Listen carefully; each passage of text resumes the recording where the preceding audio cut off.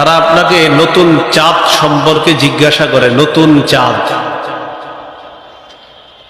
কুল হিয়া মাওয়াকিতু লিন-নাসি ওয়াল হজ, আপনি বলেন নতুন চাঁদ মানুষের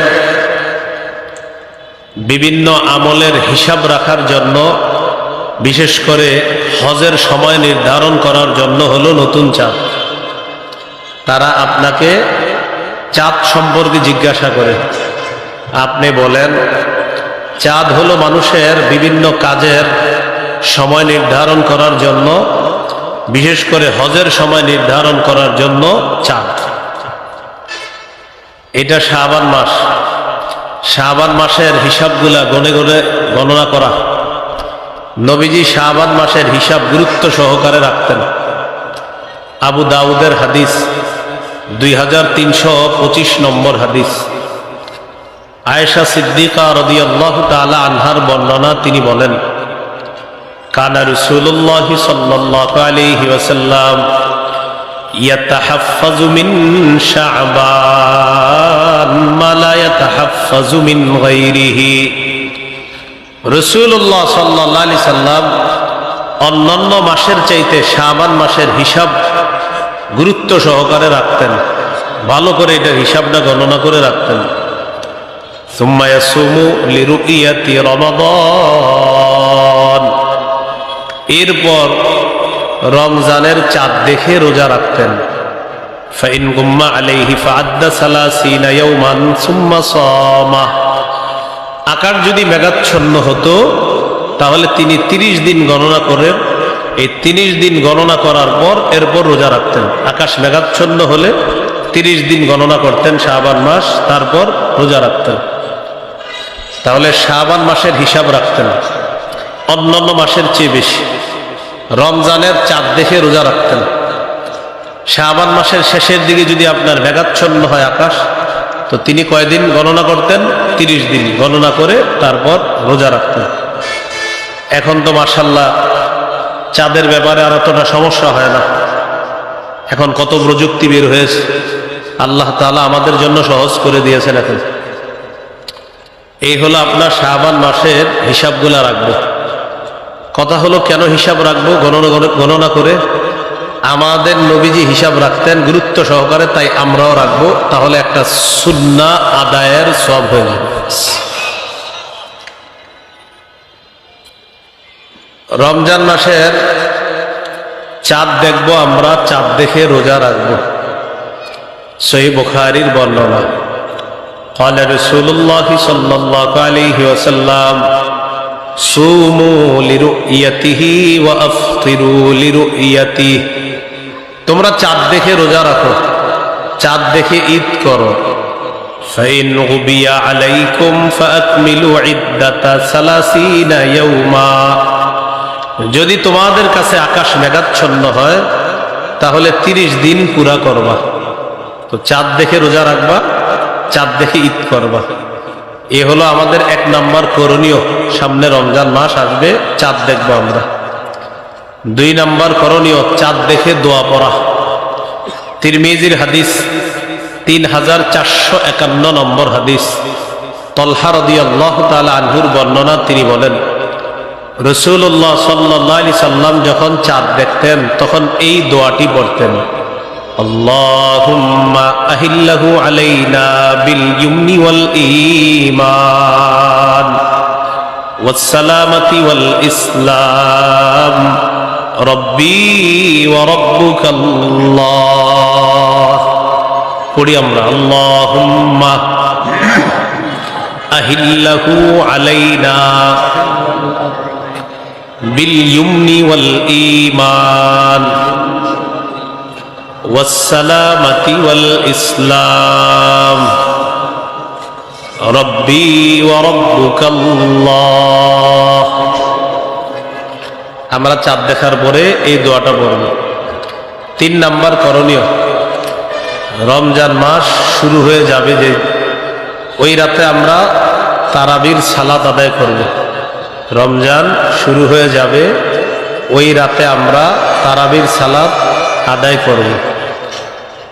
নাসাইর বর্ণনা 2106 নম্বর হাদিসের বর্ণনা قال رسول الله صلى الله عليه وسلم إذا كان أول ليلة من شهر رمضان فتحت أبواب الجنة وغلقت أبواب النار রমজানের প্রথম রাত যখন শুরু হয় জান্নাতের সবগুলা দরজা খুলে দেওয়া হয়, জাহান্নামের সবগুলা দরজা বন্ধ করে দেওয়া হয়।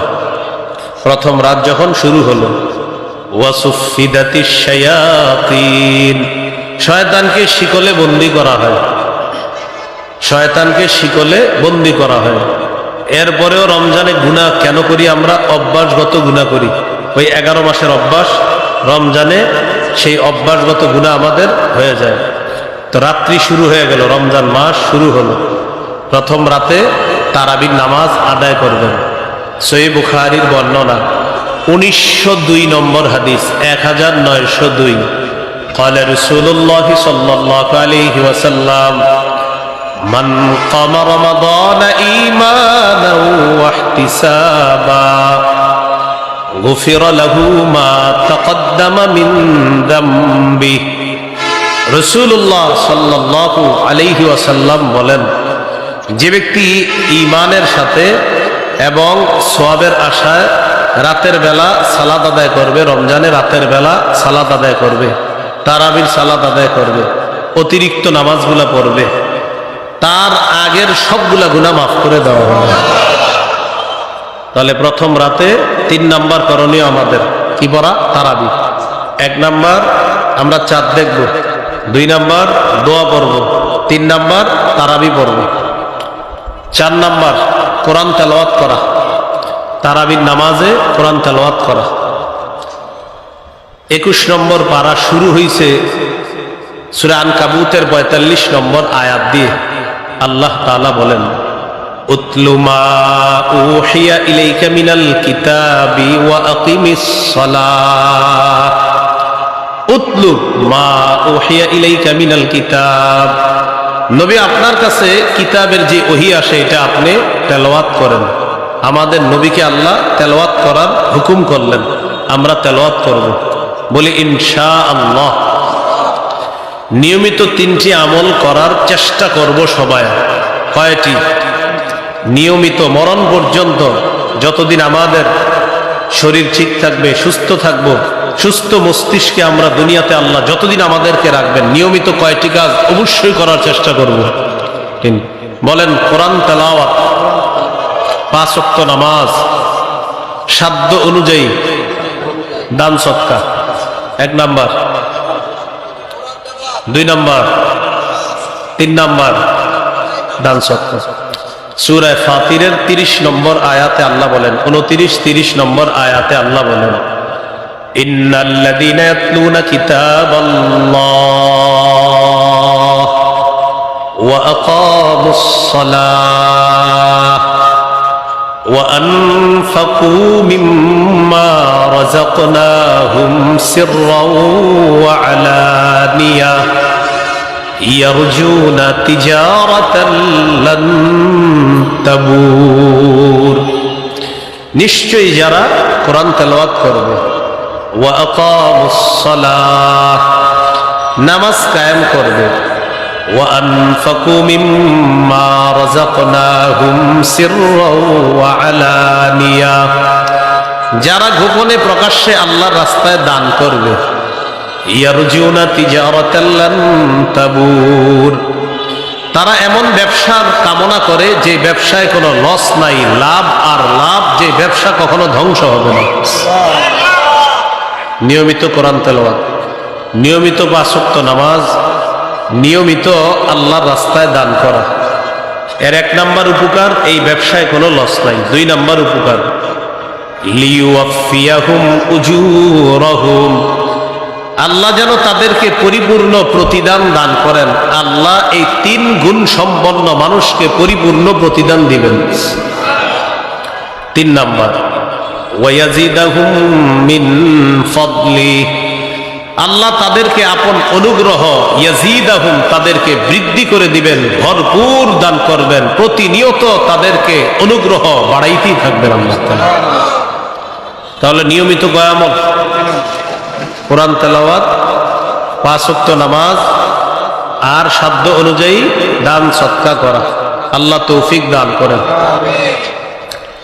তাহলে আমাদের 4 নাম্বার কাজ কোরআন তেলাওয়াত করা, তারাবিতে 1 খতম কোরআন পড়ার চেষ্টা করা, না পারলে অন্তত সূরা যেগুলা মুখস্থ আছে এগুলা দিয়ে তারাবির সালাত আদায় করা। তারাবির নামাজ 20 রাকাত পড়বেন। সাহাবায়ে কেরামের ঐক্য মতে তারাবি 20। এই 20 রাকাতের উপর সাহাবায়ে কেরামের ইজমা, ঐক্যমত। ইসলামী শরীয়তের মূল দলিল হলো 4টা, কোরআন সুন্নাহ। 3 নাম্বার হলো কোরআন সুন্নাহ থেকে উচ্চারিত ইজমা। 4 নাম্বার কোরআন সুন্নাহ থেকে উচ্চারিত কিয়াস। মূল দলিল 2টা, কোরআন সুন্নাহ। এই 2টা থেকে আরো 2টা বের হয়, ইজমা, কিয়াস। এই মূল হলো কয়টা? 4টা। তারাবির নামাজ 20 রাকাত, এটা সাহাবায়ে কেরামের ইজমা, ঐক্যমত। 20 রাকাত তারাবি ধীরস্থির ভাবে আমরা পড়ার চেষ্টা করব, আল্লাহ তৌফিক দান করেন। তো 3 নাম্বার তারাবি, 4 নাম্বার তেলাওয়াত। তেলাওয়াত করবো তো আমরা ইনশাআল্লাহ, আল্লাহ তৌফিক দান করেন। তিরমিজির হাদিস, 2909 নম্বর হাদিস। قال رسول الله صلى الله عليه وسلم خيركم من تعلم القرآن وعلمه। রাসূলুল্লাহ সাল্লাল্লাহু আলাইহি সাল্লাম বলেন, তোমাদের মধ্যে সর্বোত্তম ওই ব্যক্তি যে কোরআন শিখে অন্যকে শিখায়। তিরমিজির 2910 নম্বর হাদিস। قال رسول الله صلى الله عليه وسلم من قرأ حرفا من كتاب الله فله به حسنة والحسنة بعشر أمثالها। যে ব্যক্তি কোরআনের একটি অক্ষর উচ্চারণ করবে, তেলাওয়াত করবে, পড়বে, আল্লাহ তাআলা তার আমলনামায় 10টি নেকি লিপিবদ্ধ করে দিবেন। কয়টা নেকি? কয় নেকি?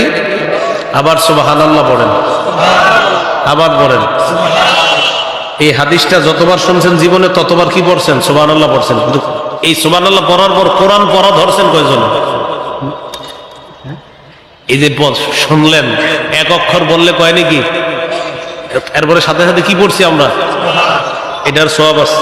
এখন সুবহানাল্লাহ তো পড়লাম, কিন্তু এটা পড়ার পরে কোরআন পড়া শুরু করছেন কারা? না হলে 500 বার সুবহানাল্লাহ পড়ছেন এই হাদিসটা শুনে, 500 মাহফিল আপনার জীবনে, বা কারো 50টা, কারো 100টা মাহফিলে এইটা শুনছেন। এটা কমন, এই বিষয়ে বলা হয় প্রায় মাহফিলে, যে কোরআনে একটা অক্ষর বললে 10 নেকি। আমরা সবাই পুরো ফাটায় ফেলছি সুবহানাল্লাহ পড়ে, হ্যাঁ, কিন্তু কয়জন পড়া শুরু করলাম কোরআন? আল্লাহ আমাদের সকলকে সুবহানাল্লাহ বলার পাশাপাশি যেই কারণে সুবহানাল্লাহ পড়লাম ওইটা যেন নিয়মিত চর্চা করতে পারি, আল্লাহ তৌফিক দান করেন। মনে থাকবেন ইনশাআল্লাহ। এইগুলো 4 নাম্বার। 5 নাম্বার, সাহারির সময় উঠা তাহাজ্জুদ পড়বেন 8 রাকাত। কয় রাকাত তাহাজ্জুদ পড়বেন? তাহাজ্জুদ নবীজির 12 মাসের আমল। নবীজি 12 মাস 8 রাকাত তাহাজ্জুদ পড়তেন। তারাবি হলো রমজানের আলাদা আমল। তারাবি 20 রাকাতের উপর সাহাবায়ে কেরামের ঐক্যমত। এটা প্রথম রাতে পড়বেন। সাহারির সময় যেহেতু আল্লাহ আপনাকে উঠিয়ে দিবেন, এই জন্য সাহারির সময় 8 রাকাত তাহাজ্জুদ পড়বেন। দেখেন এই কথাটা বুখারীর বর্ণনা, যে নবী 12 মাস 8 রাকাত তাহাজ্জুদ পড়তেন। অতএব আল্লাহ যেহেতু আপনাকে সাহারির সময় উঠাবেন, আপনি 8 রাকাত তাহাজ্জুদ পড়েন। না পারলে 6 রাকাত, না পারলে 4 রাকাত, না পারলে 2 রাকাত। 2 রাকাত যেন আপনার না ছুটে, 2 রাকাত যেন না ছুটে। মনে থাকবে তো ইনশাআল্লাহ। তিরমিজির হাদিস, 2616 নম্বর হাদিস। এই হাদিসের মধ্যে আছে কল্যাণের অনেকগুলা দরজা, এর মধ্যে উল্লেখযোগ্য কল্যাণের দরজা 3টা। কল্যাণের উল্লেখযোগ্য দরজা কয়টা? 3টা। 1 নাম্বার সাওমু জুন্নাহ, 1 নাম্বার কল্যাণের দরজা হলো রোজা রাখা। 2 নাম্বার ওয়াস সাদাকাতু তুতফিউল খাতিআ কামা ইউতফিউল মাউন নার, সদকা গুনাহকে এমন ভাবে মিটিয়ে দেয় যেমন পানি আগুনকে নিভিয়ে দেয়। সদকা গুনাহকে এমন ভাবে মিটিয়ে দেয় যেমন পানি আগুনকে নিভিয়ে দেয়। তাহলে এটা হলো 2 নম্বর কল্যাণের দরজা। কল্যাণের 3 নম্বর দরজা ও সালাতুর রাজুলি মিন জাওফিল লাইল, রাতের বেলা তাহাজ্জুদ পড়া। আল্লাহ আমাদের সকলকে কল্যাণের এই 3টা দরজা অবলম্বন করার তৌফিক দান করেন। বলেন তো কল্যাণের উল্লেখযোগ্য অন্যতম দরজা কয়টা? 1 রোজা, 2 নম্বর সদকা, 3 নম্বর তাহাজ্জুদ। 1 নম্বর রোজা, 2 নম্বর সদকা, 3 নম্বর তাহাজ্জুদ। মনে থাকবেন ইনশাআল্লাহ। তাহলে রমজানের 5 নম্বর কাজ, সাহরির সময় উঠে 8 রাকাত তাহাজ্জুদ নামাজ পড়ব। 8 রাকাত না পারলে 6 রাকাত, 6 রাকাত না পারলে 4 রাকাত, 4 রাকাত না পারলে অন্তত 2 রাকাত, 2 রাকাত যেন ছুটে না যায়। আল্লাহ তৌফিক দান করেন। এইগুলো 5 নম্বর আমল। 6 নম্বর করণীয়, সাহরি খাবেন। কেউ নিজের পালোয়ানগিরি সাজাইতে চায় না যে আপনি আগামীকাল বলবেন আমি না খায় রোজা রাখছি, এরকম দরকার নেই। আপনি খাইয়েই রোজা রাখবেন। আমাদের নবী সাহরি খেয়ে রোজা রাখতেন, অতএব আপনিও খায়া রাখেন। সহিহ বুখারীর বর্ণনা 1921 নম্বর হাদিস। এই হাদিসের বর্ণনাকারী যায়েদ ইবনে সাবিত রাদিয়াল্লাহু তাআলা তিনি বলেন, তাসাহহারনা মা রাসূলিল্লাহি সাল্লাল্লাহু আলাইহি ওয়াসাল্লাম, আমরা রাসূলুল্লাহ সাল্লাল্লাহু আলাইহি সাল্লামের সাথে সাহরি খেয়েছি। আমরা রাসূলুল্লাহ সাল্লাল্লাহু আলাইহি সাল্লামের সাথে সাহরি খেয়েছি। সহিহ বুখারীর 1923 নম্বর হাদিস, 1923। এই হাদিসের মধ্যে আছে قال رسول الله صلى الله عليه وسلم تسحروا فإن في السحور بركة। নবীজি বলেন তোমরা সাহরি খাও, সাহরির মধ্যে বরকত আছে। অন্য বর্ণনায় নবীজি বলেন হালুম্মু ইলাল গাদাইল মুবারাক, আসো তোমরা বরকতপূর্ণ খাদ্যের দিকে আসো। সাহরিকে নবী বরকতপূর্ণ খাদ্য বললেন। নবীজি বললেন আসো তোমরা বরকতপূর্ণ খাদ্য, এটাতে অংশগ্রহণ করার জন্য তোমরা আসো। এই জন্য আমরা সাহরি খাবো। সাহরি একটু বিলম্বে খাওয়া, আর ইফতার প্রথম সময়ে খাওয়া, তাড়াতাড়ি। আজ্জিলুল ইফতার ওয়া আখিরুস সাহুরা, তোমরা ইফতার একটু তাড়াতাড়ি করবা আর সাহরি একটু দেরি করে করবা, যেন শারীরিক শক্তিটা ভালো থাকে। সাহরিতে অবশ্যই খেজুর খাবেন। ইলিশ মাছ, গরুর গোশত, মাছ, মুরগি যা খান সাথে খেজুর খাবেন। কেন? قال رسول الله صلى الله عليه وسلم نعم سحور المؤمن التام। নবীজি বলেন সাহরিতে খেজুর খাওয়া এটা মুমিনের জন্য কতই না উত্তম খাদ্য, খেজুর খাওয়া সাহরিতে।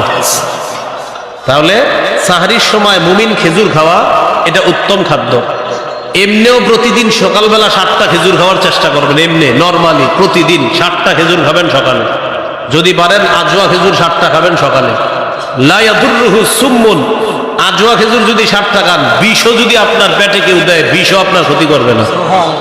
আবার আপনি খায়েন না বিষ, মানে এটা একটা গুরুত্ব বুঝাইল হাদিসের মধ্যে। আপনি খেজুর 7টা খায়া আবার বিষ খায়েন না। তো বলছিলাম নিয়মিত খেজুর খাবেন। খেজুর, মধু, কালিজিরা এগুলো ঘরে রাখবেন সবসময়। খেজুর, মধু, কালিজিরা এগুলো ঐতিহ্য। বাচ্চাকে যতটুকু পারেন নিয়মিত একটু একটু খেজুর খাওয়াবেন সন্তানদেরকে। মেধা বাড়বে, মেধা ভালো থাকবে। আল্লাহ আমাদেরকে কথাগুলো মনে রাখার তৌফিক দান করেন। গর্ভবতী স্ত্রীকে খেজুর খাইতে দিবেন।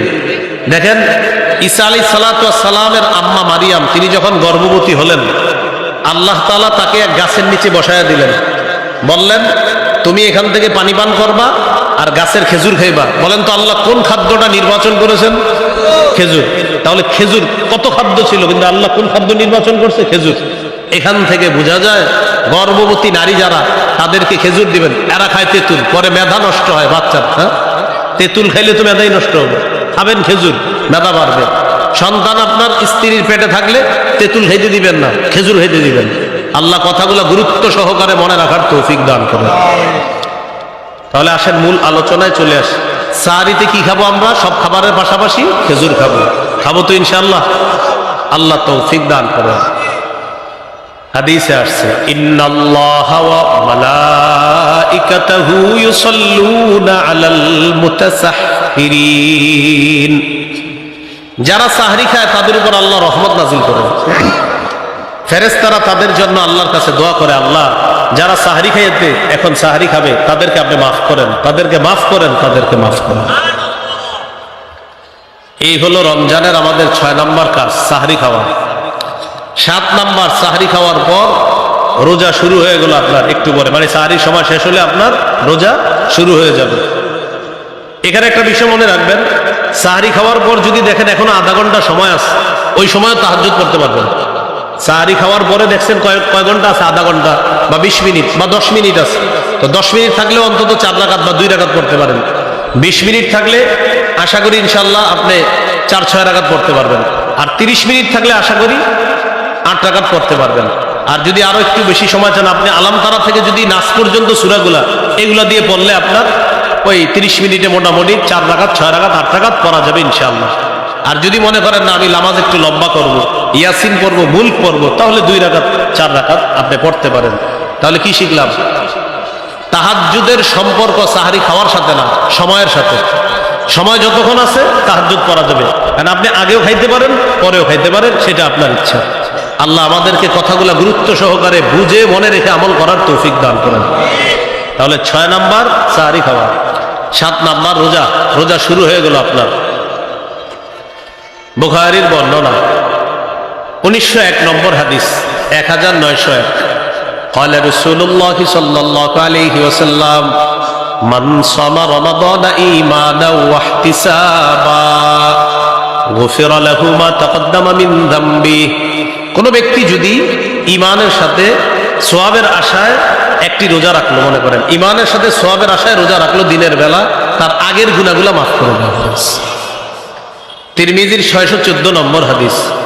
قال رسول الله صلى الله عليه وسلم الصوم جنة حصينة। রোজা হলো জাহান্নাম থেকে বাঁচার জন্য মজবুত ঢাল, মজবুত ঢাল। জাহান্নাম থেকে বাঁচার জন্য মজবুত ঢাল হলো রোজা। মনে থাকবেন ইনশাআল্লাহ। ভাই আপনাদেরকে একটা কথা বলি, তিরমিজির 723 নম্বর হাদিসে আসছে, কেউ যদি ইচ্ছাকৃতভাবে একটা রোজা ভেঙে ফেলে, ইচ্ছাকৃতভাবে একটা রোজা রাখলো না, সে যদি সারা জীবনও রোজা রাখে ওই একটার মতো হবে না। যদিও কাফারা 60টা রোজা, কিন্তু আপনি রাখলেন 60টা মনে করেন, কিন্তু নবীজি বলেন এটা তো একটা নিয়ম, এটা নিয়ম করা হলো যে একটা কাফারা, যে মোটামুটি তোমার একটা পানিশমেন্ট, এটা কাফারা পানিশমেন্ট, মানে এটা একটা তোমার কাফারা হয়ে গেল।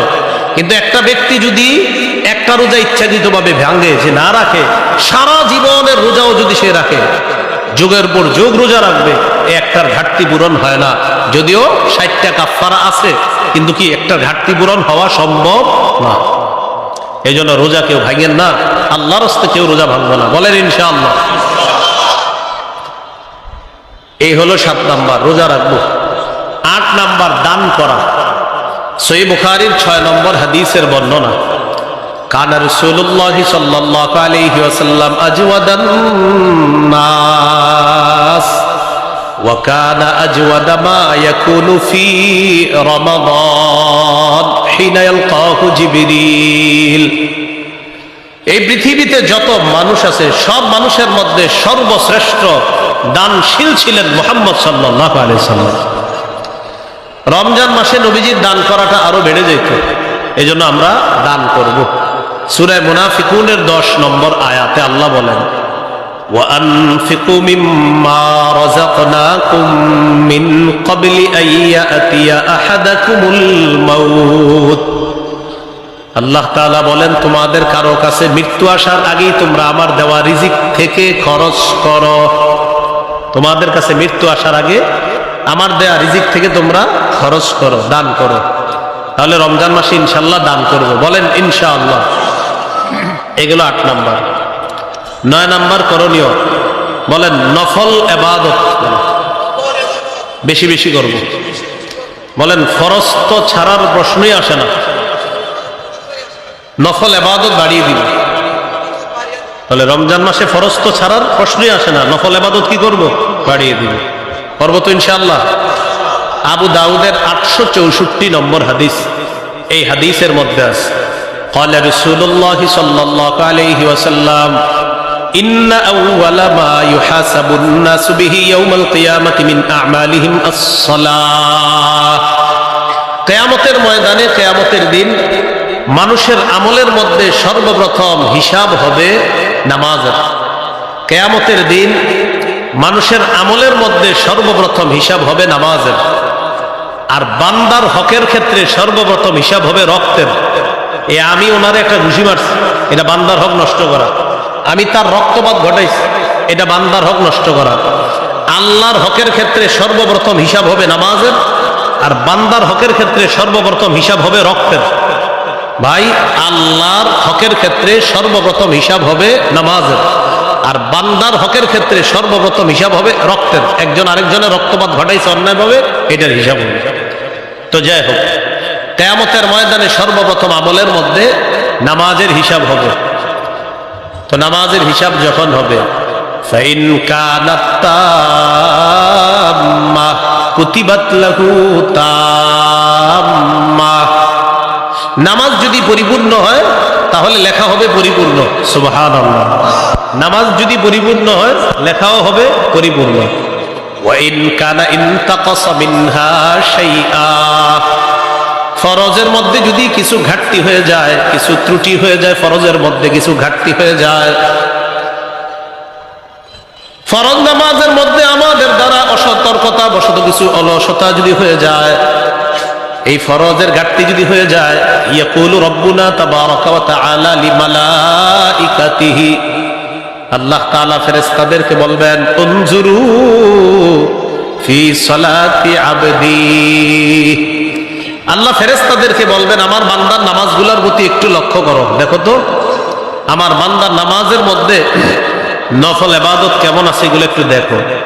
আতিম্মু ফরিদাতাহু মিন তাতাব্বুইহি, তার নফলের মাধ্যমে ফরজের ঘাটতি পূরণ করে দাও। তাহলে রমজান মাসে নফল ইবাদতের মাত্রা বাড়িয়ে দিবেন, বলেন ইনশাআল্লাহ। 10 নম্বর করণীয়, ভালো কাজ যত বেশি করব। 10 নম্বর, ভালো কাজ বেশি বেশি করব।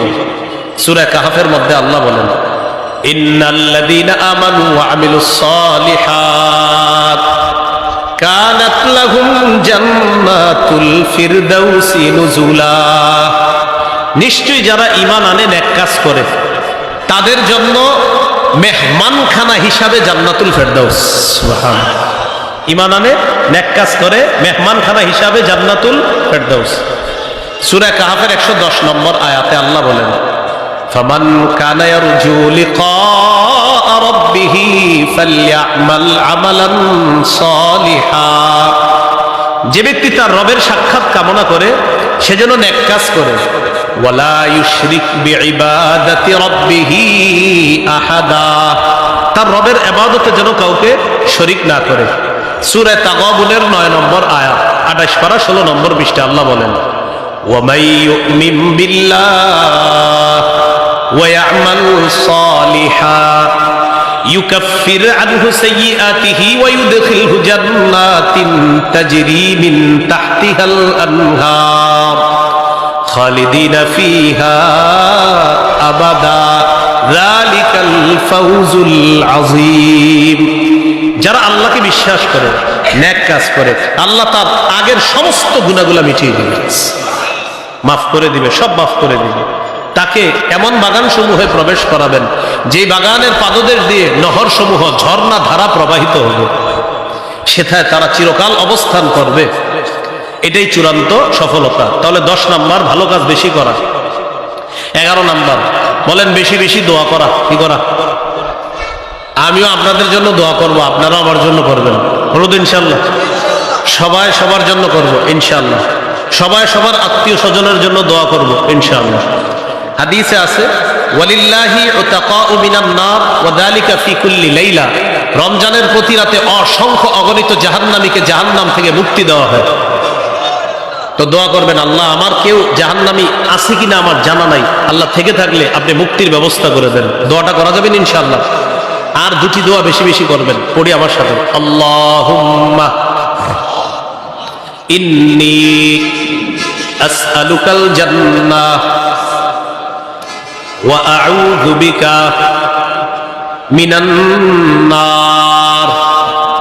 হে আল্লাহ, আপনার কাছে জান্নাত চাই, জাহান্নাম থেকে পানা চাই।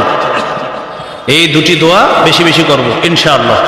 আল্লাহ তাআলা বলেন, وَقَالَ رَبُّكُمُ ادْعُونِي أَسْتَجِبْ لَكُمْ। তোমাদের রব বলেন, তোমরা আমাকে ডাকো, আমি সাথে সাথে তোমাদের ডাকে সাড়া দিই। সুবহানাল্লাহ। দোয়া করবো তো ইনশাআল্লাহ। তাহাজ্জুদের সময় একটু আমার নামটা নিয়েও দোয়া চাই আপনাদের কাছে, করবেন নি? আল্লাহ কবুল করেন, আল্লাহ তৌফিক দান করেন, আমার জন্য দোয়া করার তৌফিক দান করেন। আমিনের মিটার কমে গেছে, সবাই টেনশনে যে এতগুলা মানুষ দোয়া করবো, এটা কোনো কথা নাকি? সবাই সবার জন্য দোয়া, দোয়া যত বেশি করা যায় প্রত্যেকে প্রত্যেকের জন্য, আমি আপনার জন্য, আপনি আমার জন্য। এখন একটা হাদিস শোনাইলে তখন দোয়াটা আমার জন্য বাড়াবেন, আমি জানি।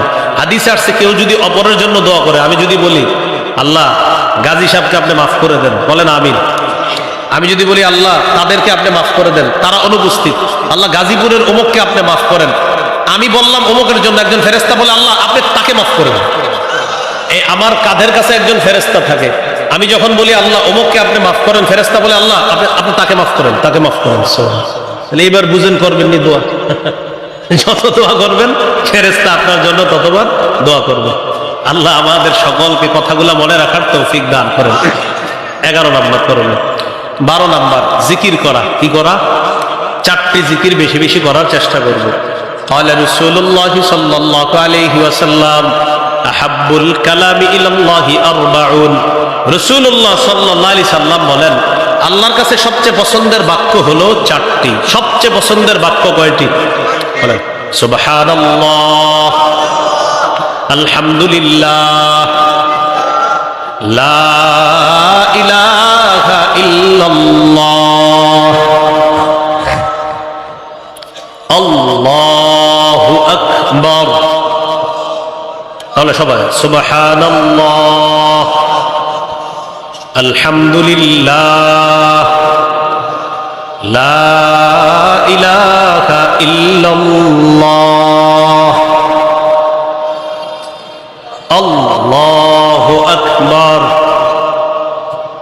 এবার আমার সাথে বলেন, বিশুদ্ধ ভাবে, বিশুদ্ধ উচ্চারণে, ধীরস্থির ভাবে এই 4টি জিকির আমরা করব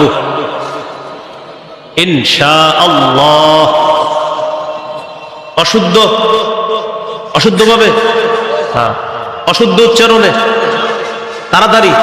তাহলে বিশুদ্ধ ভাবে, বিশুদ্ধ উচ্চারণে, আর ধীরস্থির ভাবে, তাড়াহুড়া করেন। আমরা সুবহানাল্লাহ 10 বার করে আস্তে আস্তে, সুবহানাল্লাহ, সুবহানাল্লাহ, সুবহানাল্লাহ।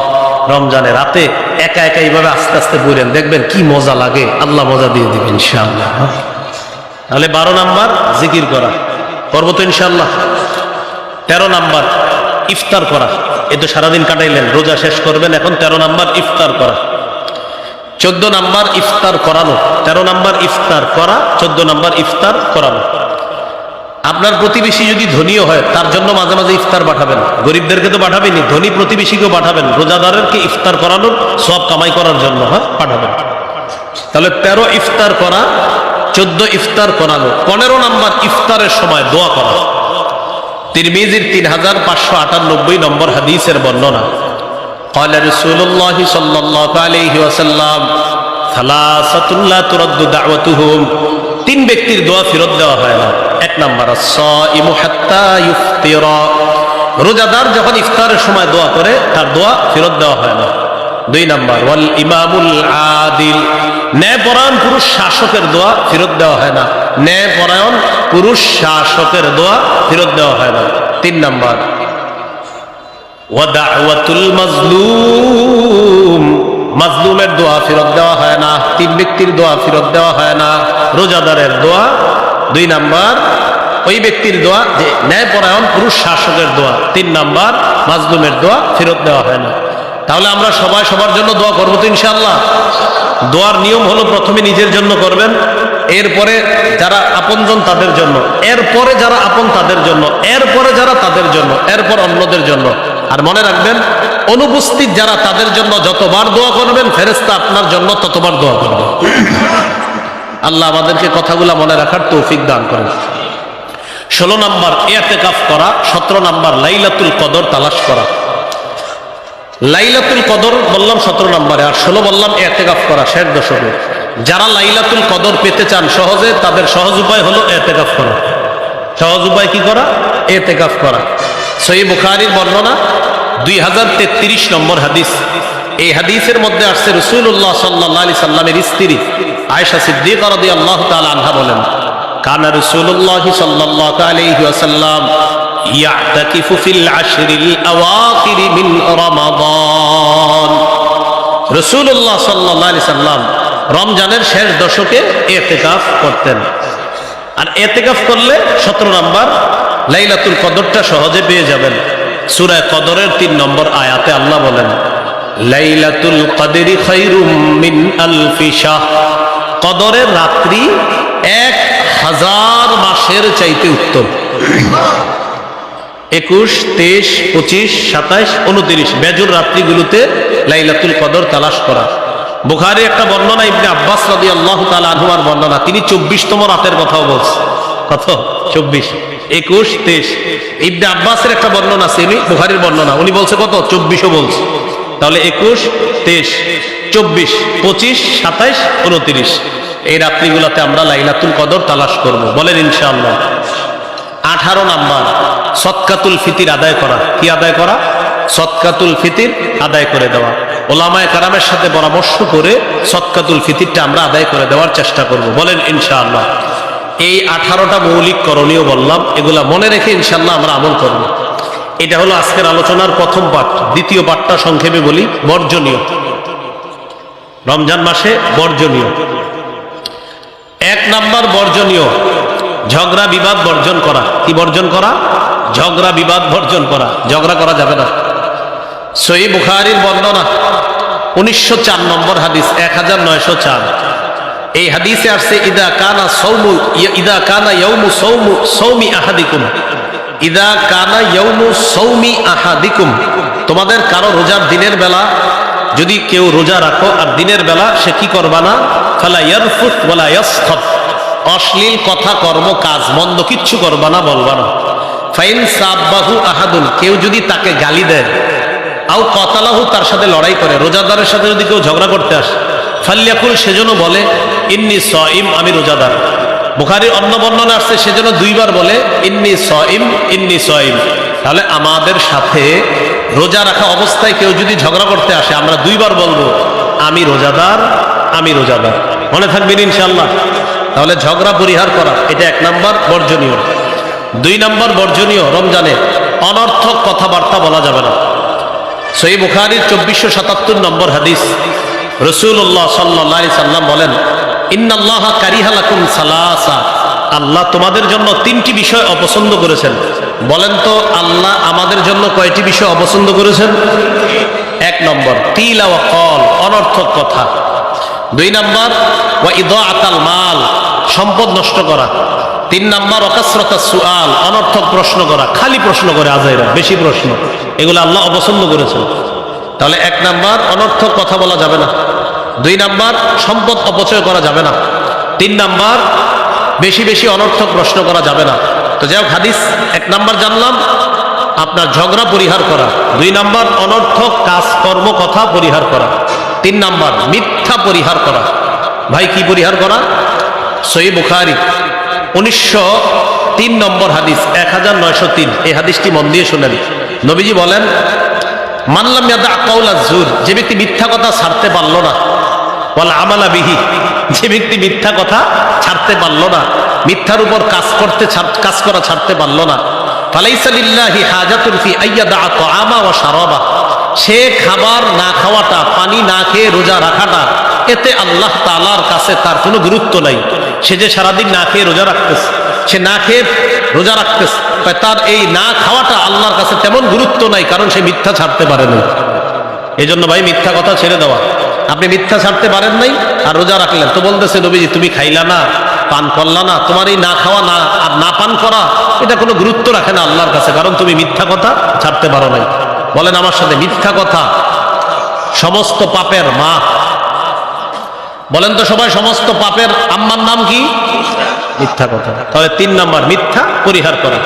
4 নাম্বার গীবত পরিহার করা। কি পরিহার করা? গীবত। আমাদের বিভিন্ন পার্সোনাল মজলিসগুলা ঘি ভাত দিয়ে শুরু হয়, হইতে হইতে এটা গীবতে চলে যায়। শুরু হয় ঘি ভাত দিয়ে, ঘি আর ভাত তো ভালো জিনিস, আস্তে আস্তে এটা চলে যায় গীবতের দিকে। শুরু হয় ঘি ভাত দিয়ে, শেষ হয় গীবতের দিক দিয়ে। এই জন্য অনেকে আমার উপর মাঝে মাঝে কষ্ট পায়, বিভিন্ন জায়গায় বসি না দেখা। আমি আমার নিজের আত্মরক্ষা করার জন্য আমি অনেক জায়গায় বসি না, আমার দ্বারাই মনে হয় গীবত শুরু হয়ে যাবে। কারণ শুরু হবে ঘি ভাত দিয়ে, শেষ হবে গীবত দিয়ে। এই জন্য আল্লাহর রাস্তায় আমি কোথাও বসি না, বসার জন্য কোথাও কেউ রিকোয়েস্ট করেন না, আমি খুশি হই। তো বলছিলাম 4 নাম্বার গীবত পরিহার করা। গীবত কি করা? পরিহার করা। এই যে 4টা কথা বললাম, ঝগড়া কি দিয়ে হয়? বলেন, ঝগড়া কি দিয়ে হয়? আচ্ছা, অনর্থক কথা কি দিয়ে হয়? মিথ্যা কথা কি দিয়ে হয়? গীবত কি দিয়ে হয়? মাশাআল্লাহ। তিরমিজি 2616 নম্বর হাদিস, নবী বলেন, হাল ইয়াকুব্বুন নাস ফিন-নারি আলা ওয়ুজুহিহিম আও আলা মানাখিরিহিম ইল্লা হাসাইদু আলসিনাতিহিম। বেশিরভাগ মানুষ জাহান্নামে যাবে শুধু জিহ্বার অপরাধের কারণে। মাথাটা নিচে আর পাগুলা উপরের দিকে দিয়ে ধাক্কাইতে ধাক্কাইতে জাহান্নামে ফেলা হবে শুধু জিহ্বার অপরাধের কারণে। তিরমিজি 2410 নম্বর হাদিসের বর্ণনা, নবীজির সাহাবী সুফিয়ান রাদিয়াল্লাহু তাআলা নবীকে প্রশ্ন করলেন, মা আখওয়াফু মা তাখাফু আলাইয়া, হুজুর আমার ব্যাপারে সবচেয়ে বিপজ্জনক বিষয় কোনটা মনে করেন? নবীজি নিজের জিহ্বা মুবারক ধরে বললেন, হাযা, এটা এটা। এবার আপনারা দেখাবেন সবাই, বলেন তো আমাদের বিপজ্জনক অঙ্গ কোনটা? জিহ্বা। এবার আমার সাথে বলেন, ঝগড়া হয় কি দিয়ে? মিথ্যা হয় কি দিয়ে? অনর্থক কথা হয় কি দিয়ে? গীবত হয় কি দিয়ে? মানুষ বেশিরভাগ জাহান্নামে যায় কোন অঙ্গের কারণে? তাহলে জিহ্বা আজকে দিয়ে নিয়ন্ত্রণ করা। তাহলে বলেন, এই রমজানে বলেন খানা থেকে জিহ্বাকে বিরত রাখার পাশাপাশি কথা থেকেও বিরত রাখবো। অর্থাৎ অনর্থক কথা, মিথ্যা কথা, গীবত, এগুলা থেকেও কি রাখবো? বিরত থাকবো ইনশাআল্লাহ। হ্যাঁ, আল্লাহ তৌফিক দান করেন। 5 নাম্বার বর্জনীয় লৌকিকতা বর্জন করা। আমি সব করবো একমাত্র কার জন্য? আল্লাহর জন্য। আল্লাহ রোজার পুরস্কার দিবে, নিজে আল্লাহ দিবে না। আল্লাহ বলেছেন, ইল্লা সিয়াম ফাইন্নাহু লি ওয়া আনা আজজি বিহি। রোজা ছাড়া অন্যান্য গুলার সওয়াব লেখা হয়ে যায়, রোজার প্রতিদানটা আমি দিই, কারণ রোজা বান্দা আমার জন্য রাখে। 6 নাম্বার অপচয় করব না। আমরা কি করব না ভাই? অপচয় করা থেকে আমরা বেঁচে থাকবো। এই 6টা হলো বর্জনীয়।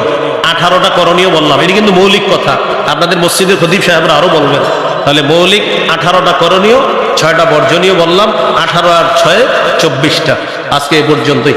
আল্লাহ আমাদের সকলকে যে কথাগুলো শুনলাম বললাম আমরা সবাই যেন আমল করতে পারি, আল্লাহ তৌফিক দান করেন।